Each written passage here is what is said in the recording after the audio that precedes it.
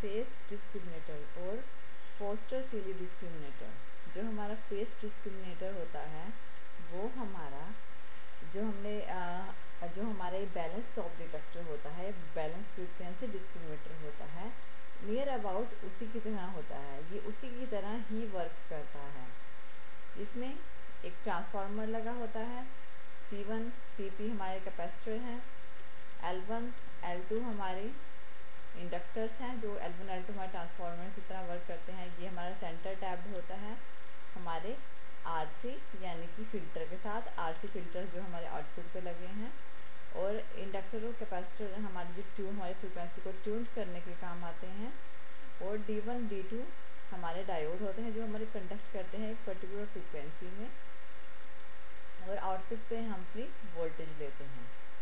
इसमें और जो हमारा बैलेंस स्लोप डिटेक्टर होता है, इसमें सिर्फ यही डिफरेंस होता है कि जो इसमें इनपुट वोल्टेज अप्लाई की जाती है डायोड को, यानी कि उसमें क्या था हमारा तीन ट्यून सर्किट थे, एक ये था, एक ये था और एक ये था। लेकिन फेस डिस्क्रिमिनेटर में हमारे दो ही ट्यून सर्किट हैं, एक ये है और सेकंड ये है। इसमें जो डायोड को हम इनपुट सप्लाई वोल्टेज सप्लाई करते हैं वो हम एक सेम वोल्टेज दोनों पे सप्लाई करते हैं, यानी कि जो हमारी सेंटर फ्रीक्वेंसी होती है वो दोनों के लिए सेम होती है। इसलिए इसमें मोर लीनियरिटी होती है बैलेंस स्लोप डिटेक्टर के कंपैरिजन में। सिर्फ इनपुट वोल्टेज डायोड को अप्लाई करना, वो ही उसमें ही थोड़ा डिफरेंस आता है। एंटायर डिफरेंस सिर्फ वही है कि इनपुट वोल्टेज थोड़ी डिफरेंट तरीके से इसमें अप्लाई की जाती है।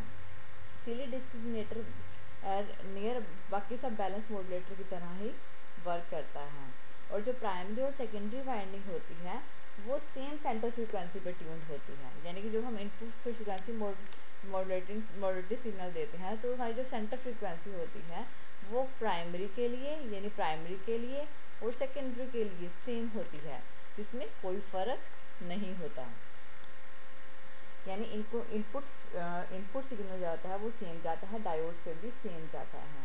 जो ट्यून प्रोसेस होता है वो ज़्यादा प्रॉपर तरीके से होता है और ज़्यादा बेटर लीनियरिटी प्रोड्यूस करता है बैलेंस स्लोप डिटेक्टर कंपैरिजन में। और आउटपुट में हम दो वोल्टेज वैसे ही मिलती है जैसे हमारी बैलेंस स्लोप डिटेक्टर में मिलती है V01 और V02, और जो आउटपुट आती है V नोड वो V आउटपुट 1 जो फर्स्ट आउटपुट होती है और सेकंड आउटपुट होती है। फर्स्ट आउटपुट और सेकंड आउटपुट इन दोनों के अक्रॉस जो आउटपुट आती है उन दोनों के डिफरेंस पे ही हमें आउटपुट मिलती है, और जिसको हम आउटपुट वोल्टेज पे देखते हैं, जिसे हमें डीमोडुलेटेड या ऑडियो फ्रिक्वेंसी सिग्नल मिलता है। अगर हम इसकी फर्स्ट कंडीशन के बारे में बात करें, यानी कि जब इनपुट फ्रिक्वेंसी है वो सेंटर फ्रिक्वेंसी के इक्वल है, तब क्या होता है, हम जो वोल्टेज अप्लाई करते हैं अपने दोनों डायोड्स पे वो कांस्टेंट नहीं होती। क्योंकि जैसे ये हमने पहले कहा था कि इक्वल वोल्टेज जाती है, लेकिन इसमें कांस्टेंट में फ़र्क तब आ जाता है जब हमारी फ्रिक्वेंसी में फेज शिफ्ट होता है। प्राइमरी और सेकेंडरी वाइंडिंग में जब फेज शिफ्ट होता है इनपुट फ्रिक्वेंसी से, उस कारण हमारे डायोड के वोल्टेज में डिफरेंस आ जाता है। फर्स्ट कंडीशन, अगर हमारी इनपुट वोल्टेज यानी इनपुट फ्रिक्वेंसी सेंटर फ्रिक्वेंसी के इक्वल होती है, इस कंडीशन में हमारा D1 और D2 प्रॉपर कंडक्ट करते हैं, यानी एक साथ कंडक्ट करते हैं और दोनों पे सेम वोल्टेज होती है। और जब वो फिल्टर में से पास होते हैं, R1 और C3 और R2 और C4 में से पास होते हैं, तो हमारी V01 और V02 वोल्टेज प्रोड्यूस होती है। ये वोल्टेज इक्वल और ऑपोजिट होने के कारण एक दूसरे से कैंसिल आउट हो जाती है, जिस वजह से हमारी जो आउटपुट वोल्टेज होती है वो 0 हो जाती है, यानी आउटपुट पे हमें कोई सिग्नल नहीं मिलता, कोई डीमोडुलेटेड सिग्नल नहीं मिलता। सेकेंड कंडीशन ये है कि अगर हमारी इनपुट फ्रिक्वेंसी ज़्यादा हो हमारी सेंटर फ्रिक्वेंसी से, इस कंडीशन में जब हम जैसे कि हमें पता है कि जो हमारी सेंटर फ्रीक्वेंसी है वो प्राइमरी सेकेंडरी के लिए सेम होती है।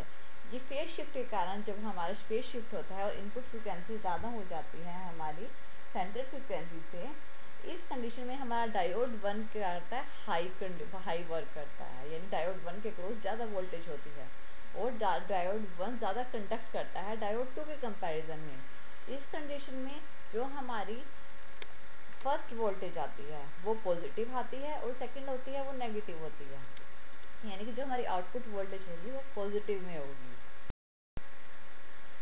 थर्ड कंडीशन ये है कि अगर हमारी सेंटर फ्रिक्वेंसी ज़्यादा हो हमारी इनपुट फ्रिक्वेंसी से, अगर हमारी सेंटर फ्रिक्वेंसी हमारी इनपुट फ्रिक्वेंसी से ज़्यादा हो जाए, इस कंडीशन में जो हमारा डायोड 2 होता है वो हमारा ज़्यादा कंडक्ट करता है, उसके क्रॉस हमारी ज़्यादा वोल्टेज होती है और डायोड 1 के क्रॉस कम वोल्टेज होती है। इस कारण जो V02 है वो पॉजिटिव हो जाता है और V01 है वो नेगेटिव हो जाता है, और जो हमारी आउटपुट वोल्टेज होती है वो नेगेटिव में आती है। अगर हम इसी कैरेक्टरिस्टिक्स के बारे में बात करें, जो हमारा फ्रीक्वेंसी फेज डिस्क्रिमिनेटर है, इसके कैरेक्टरिस्टिक्स के बारे में बात करें तो इसका जो लीनियरिटी कर्व है वो बैलेंस ऑपरेटर कंपैरिजन में लीनियर होता है, लेकिन नियर अबाउट सेम होता है, लेकिन लीनियरिटी ज़्यादा होती है। ये जो कर्व है हमारा आउटपुट वोल्टेज और फ्रीक्वेंसी के बीच में ड्रॉ किया जाता है, और ये जो डिफरेंस होता है ये हमारी यूज़फुल रेंज होती है, ये हमारी यूज़फुल रेंज होती है, यानी कि जो जो रेंज हमें चाहिए होती है हमारी फ्रीक्वेंसी की। आउटपुट वोल्टेज और फ्रीक्वेंसी के बीच में से ड्रॉ किया जाता है। फर्स्ट कंडीशन, अगर हमारी इनपुट फ्रीक्वेंसी सेंटर फ्रीक्वेंसी का इक्वल हो उस कंडीशन में डायोड 1 और डायोड 2 इक्वल वोल्टेज होगी, इक्वल वर्क करेंगे, तो V1 V01 और V02 दोनों इक्वल आएंगे जैसे कि हमने पहले किया था, और आउटपुट 0 होगी क्योंकि इक्वल और अपोजिट होने के कारण कैंसिल आउट हो जाएगी। सेकेंड कंडीशन ये थी, अगर हमारी इनपुट फ्रीक्वेंसी सेंटर फ्रीक्वेंसी से ज़्यादा हो जाए तो हमारा डायोड 1 ज़्यादा कंडक्ट करेगा, डायोड 1 के अक्रॉस ज़्यादा वोल्टेज होगी, और V1 यानी कि V01 पे पॉजिटिव आउटपुट आएगी और V02 पे नेगेटिव आउटपुट आएगी, तो जो हमारा V0 है यानी कि जो आउटपुट वोल्टेज है वो पॉजिटिव में आएगी। थर्ड कंडीशन थी, अगर हमारी सेंटर फ्रीक्वेंसी इनपुट फ्रीक्वेंसी से ज़्यादा हो, इस कंडीशन में हमारा डायोड 2 कंडक्ट करेगा ज़्यादा, वोल्टेज के क्रॉस ज़्यादा होगी, तो V02 पॉजिटिव होगा और V01 नेगेटिव हो जाएगी, तो जो हमारी आउटपुट वोल्टेज आएगी वो नेगेटिव में आएगी। ये है हमारे कैरेक्टरिस्टिक्स जो कि बैलेंस टॉप डिटेक्टर के कंपैरिजन में मोर लीनियर होती है। अगर इसके ड्रॉबैक्स देखें हमारे फेस डिस्क्रिमिनेटर की, इस पे जो अगर इसमें कोई नॉइज़ प्रेजेंट होती है तो जो एम्पलीट्यूड वेरिएशन आती है डीमोडुलेटर में वो एरर प्रोड्यूस करती है, यानी कि नॉइज़ के बैलेंस में इसमें एरर्स प्रोड्यूस हो जाते हैं, इसलिए हमें इसे नॉइज़ से रिमूव रखना पड़ता है। और ये जो एम्पलीट्यूड होता है वो लिमिटेड होता है, लिमिटेड प्रोवाइड करता है, ये प्रॉपर एम्पलीट्यूड प्रोवाइड नहीं करता। इसकी एडवांटेज ये है, इसको ट्यून करना ईजी होता है बैलेंस टॉप डिटेक्टर कंपैरिजन में। क्यों? क्योंकि इसमें 2 ट्यून सर्किट का यूज़ किया गया है और दोनों को हमने सेम फ्रीक्वेंसी पे सेट किया है, यानी कि जिसमें फ्रीक्वेंसी में डिफरेंस क्रिएट नहीं होता, जिसलिए ईजिली ट्यून हो जाती है सेम फ्रीक्वेंसी पे, और ये बेटर लीनियरिटी प्रोड्यूस करती है बैलेंस टॉप डिटेक्टर के कंपैरिजन में। ये है हमारा फेस डिस्क्रिमिनेटर। Thank you.